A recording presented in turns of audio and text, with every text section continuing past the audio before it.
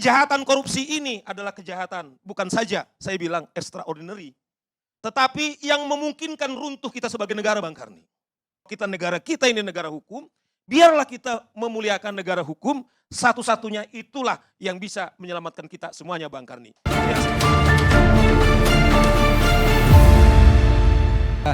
Bang Karni, saya kira tema Bang Karni ini momen yang paling tepat, sekalipun kalau dibandingkan misalnya dengan Noel,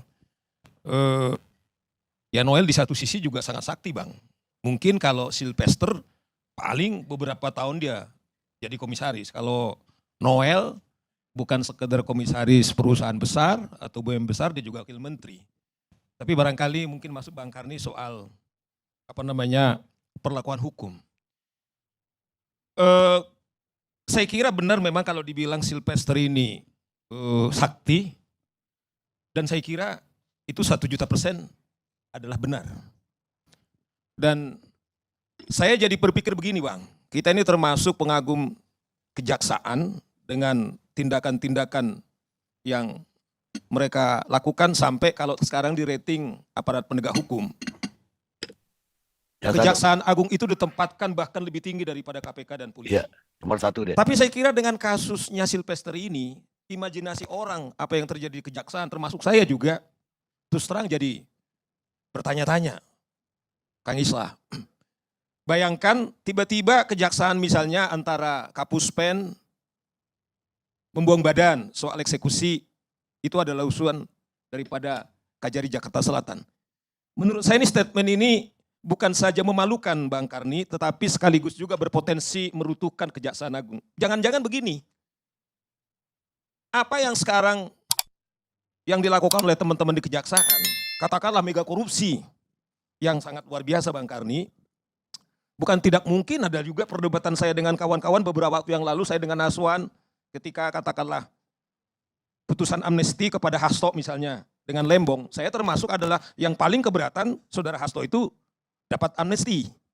Karena saya merasakan bagaimana saya mendampingi teman-teman di KPK, korban daripada revisi undang-undang KPK, kemudian teman-teman saya yang punya integritas, kemudian dapat tuduhan disebut radikal, anti Pancasila, tentu itu juga adalah saya mengatakan adalah zamannya waktu katakanlah saudara Hasto menjadi sekjen daripada PDIP.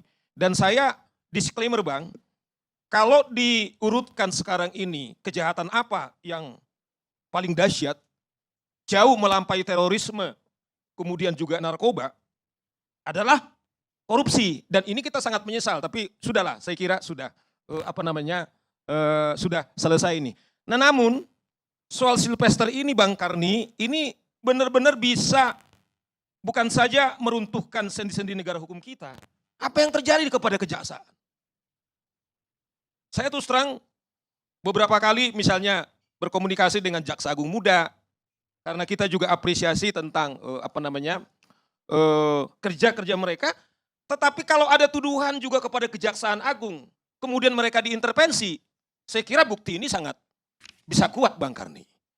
Oleh karena itu, melalui kesempatan dari forum daripada ALC ini, kita minta juga kepada Kejaksaan Agung, Anda jangan tega untuk mengorbankan rakyat, kemudian ini jadi polemik berkepanjangan termasuk tema kita hari ini. Karena sikap daripada kejaksaan, saya terus terang mengatakan yang korban adalah rakyat. Bahkan saya bilang, Bang Karni, yang korban mungkin Aswan, Norman, teman-teman saya atau Bang Repli dan lain-lain, sehingga seakan-akan ini ada orang lain yang merekayasa. Dan saya kira itu persepsi, jangan-jangan kemudian itu jadi bahan diskusi. Nah, oleh karena itu, Bang Karni, kalau kejaksaan ini kemudian dia taat seperti juga prestasi mereka, adalah memalukan statement daripada Kejaksaan Agung. Seakan-akan berpisah demarkasi antara Kejaksaan Negeri Jakarta Selatan kemudian dengan Kejaksaan Agung gitu loh. Ini memalukan dan ini bisa meredus kepercayaan kepada kejaksaan tentang apa yang telanjang kita lihat, Bang Karni. Nah, oleh karena itu saya betul-betul dorong ini, kita sayang ini kepada Kejaksaan Agung. Saya melihat bukan soal sisi politik atau pro dan kontra, Bang Karni. Saya datang di sini selalu analisis hukum saya. Kalau ini tidak dilakukan, bahkan ini juga meredus kepercayaan kepada presiden juga, Jangan-jangan presiden juga membiarkan, kan wajar juga orang bertanya seperti itu. Atau jangan-jangan presiden ini tidak berdaulat. Tetapi mau saya ingatkan Bang Karni, hari ini saya kembali memakai peci saya yang sering orang terjemahkan, kita pastikan bahwa tindakan kepada kejaksaan atau siapapun kepada kita yang sudah mempunyai kekuatan tepat sebagai negara hukum kita. Proses bisa katakanlah, ada katakanlah pengaruh, tetapi Kejaksaan Agung harus firm dia. Harus taat dia untuk melakukan, itu yang pertama Bang Karni. Dan yang kedua, saya terus terang, begini, kita ini kan sudah sepakat sebagai negara hukum. Negara yang mengatut ajas-ajas demokrasi. Saya terus terang, tidak tega saya melihat misalnya teman saya Aswan, Norman, atau dan lain-lain. Tiap hari kita, katakanlah dihadapkan yang sebenarnya kita tidak ada alasan. Saya terus berpikir melakukan kontemplasi. Saya termasuk pernah, tetapi ikut, terus terang, saya dulu adalah orang yang mendukung Jokowi. Ya, dan saya pikir setelah selesai dia presiden sudah.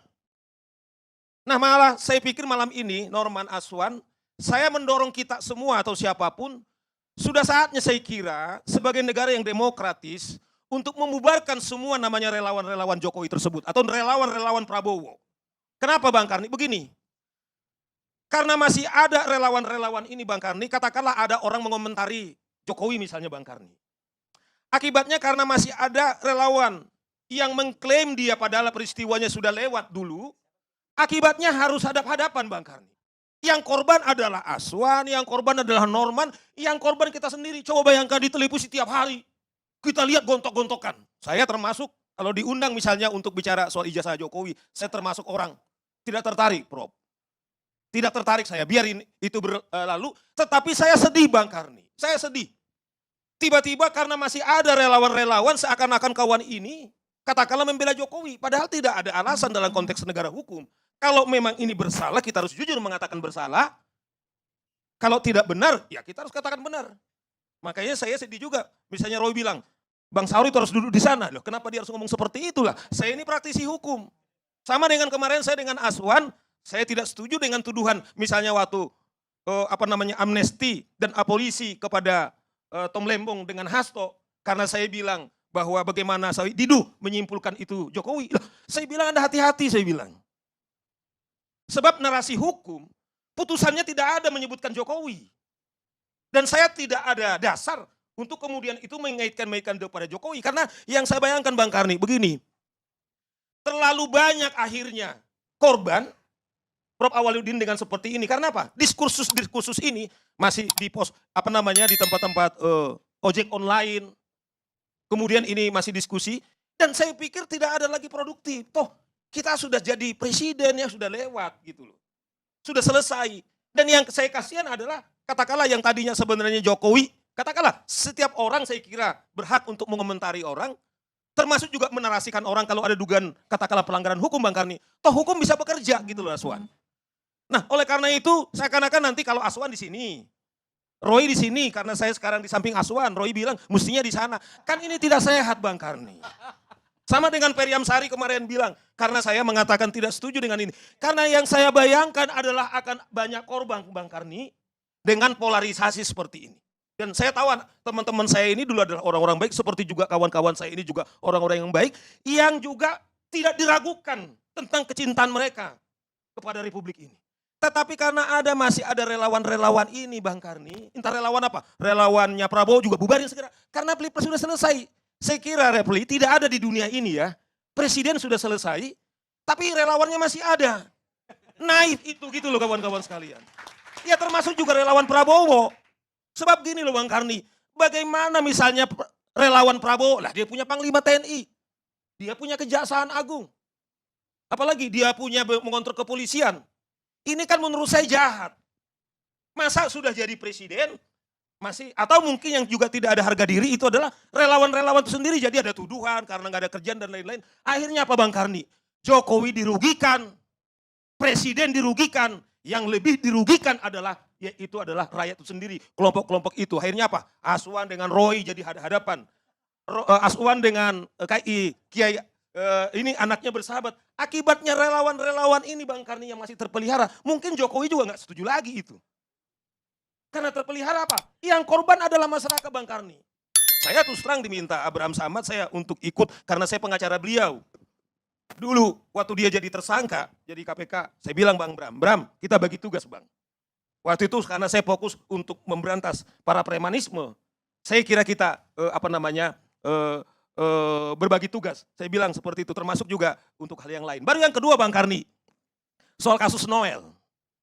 Saya kembali tesis saya Bang Karni, kejahatan korupsi ini adalah kejahatan, bukan saja saya bilang extraordinary, tetapi yang memungkinkan runtuh kita sebagai negara Bang Karni. Nah oleh karena itu gini, dalam perspektif kita 22 tahun KPK lahir Bang Karni, mungkin juga Prof. Awaludin juga ikut juga melahirkan, apakah sekarang ini korupsi makin kecil atau makin masif? Makin masif. Ada pepatah Afrika mengatakan begini Bang Karni, kalau kita melakukan hal yang sama berulang-ulang menghasilkan yang berbeda, itu adalah insanity katanya. Prof katanya itu orang gila. Misalnya kita teriak-teriak lah ini Bang Karni, tema Bang Karni itu sangat relevan. Misalnya. Nah oleh karena itu saya dorong sesungguhnya Bang Karni, supaya misalnya Noel itu berkali-kali mengatakan kalau ada korupsi kita hukum mati misalnya Bang Karni. Saya kira ini bisa moment of truth. Pak Islah, ini saya kira moment of truth. Kalau kita masih mencintai 280 juta rakyat Indonesia, tapi cara kita melakukan hukuman kepada korupsi seperti yang sekarang-sekarang ini menurut saya bukan sekedar setengah-setengah Bang Karni, main-main Bang Karni. Dapat hukuman kayak Novanto dulu itu, bagaimana kita hebohnya. Saya masih ingat itu pernah saya dituduh oleh pengacaranya Novanto, Mahdir Ismail, karena saya mengatakan bahwa kejahatan Novanto ini layak katakanlah dihukuman mati. Karena apa? Saya mengatakan begini, di setiap kita Bang Karni pasti ada KTP, uang belum tentu ada. Sebagai identitas kita. Saya mengatakan waktu sama Fahri Hamzah, sama Mas Hitun Pasaribu Tapul Kahdi, nah itu yang dibela-bela dia ini. Teman-teman komisi hukum ini gitu loh. Koruptor ini kemudian sekarang Bang Karni dengan ada remisi, kemudian dengan ada hukuman yang ringan, kejahatan yang mengerikan itu kemudian ternyata sekarang sudah bebas.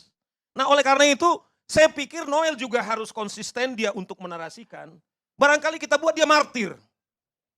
Dan dia harus fair, saya kira dia belum gila, saya kira masih normal. Dan kalau kita lihat pidato Presiden Bang Karni, dia terus menggaungkan soal anti korupsi ini. Kemarin, tadi siang juga waktu di depan oleh Bupati, kemudian dengan juga Wali Kota. Disebut lagi itu, negara-negara yang eksistensinya bisa, negara Ottoman, Kerajaan Ottoman dan lain-lain. Itu adalah pemerintahan yang bersih. Pemerintahan yang bersih.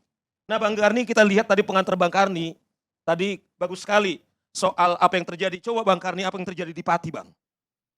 Waktu dia demonstrasi kepada Bupati Bang. Yang dikejar-kejar itu adalah polisi. Yang diinjak-injak itu polisi. Persis sama dengan 98. Bang Karni 2 hari yang lalu kita lihat ada seorang warga negara yang pakai mobil plat merah Bang Karni, dia kira DPR. Ternyata bukan DPR. Bukan saja mobilnya dihancurkan, dia adalah dikeroyok Bang Karni. Ini simbol dan juga ini sekarang digaungkan juga hari ini juga demo berlanjut lagi oleh mahasiswa dengan buruh. Ada persamaan yang saya lihat demo mereka Bang Karni. Mahasiswa menuntut supaya apa? DPR tahu diri. Saya kira yang tadinya DPR itu begitu sombong, arogan. Kalau kita lihat kadang-kadang di marka-marka di jalur busway dengan logo mereka. Kemudian seakan-akan pembenar mereka melakukan pelanggaran hukum. Sekarang mereka sudah buka itu. Kemudian dipakai jadi nomor sipil Bang Karni. Ini membuktikan bahwa rakyat sudah marah Bang Karni. Rakyat sudah marah. Nah oleh karena ini, kalau sampai aspek penegakan hukum ini Bang Karni tidak dilakukan, katakanlah misalnya Silvester ini, saya kembali kepada tema ini. Sudah kita lihat Bang Karni, yang dikejar-kejar itu adalah pemerintah, kita tidak juga mau tiba-tiba yang di demo itu kejaksaan. Ada apa kalian gitu loh, padahal prestasi mereka luar biasa. Nah oleh karena itu Bang Karni ini sudah sinyal.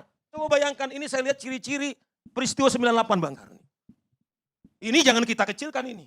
Untung katakanlah presiden, tetapi kita harus buktikan tiba-tiba, ya untung kita syukur. Begitu Noel ditetapkan tersangka kepada KPK, kemudian langsung diberhentikan.